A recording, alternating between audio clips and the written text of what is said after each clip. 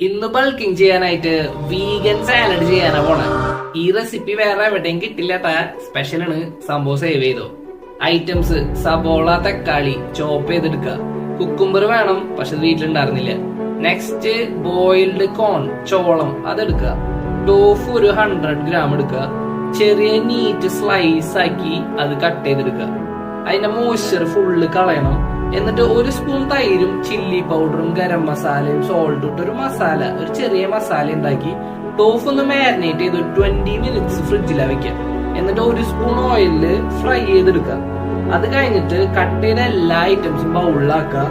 ലൈമും ഓയിലും പെപ്പറും മിക്സ് ചെയ്തിട്ട് ആ ലിക്വിഡ് ഡ്രസ് ചെയ്ത് ഇതിലേക്ക് മിക്സ് ചെയ്ത് അങ്ങ് എടുക്കുക. സംഭവം അടിപൊളിയാണ്. നിങ്ങൾക്ക് ഇതിന്റെ ഫുൾ റെസിപ്പി വേണം, ന്യൂട്രീഷൻ ബ്രേക്ക് ഡൗൺ വേണമെന്നുണ്ടെങ്കിൽ കമന്റ് ചെയ്തോ റെസിപ്പിന്ന്, ഞാൻ ഡയറക്റ്റ് സെൻഡ് ചെയ്തരാം കേട്ടാ.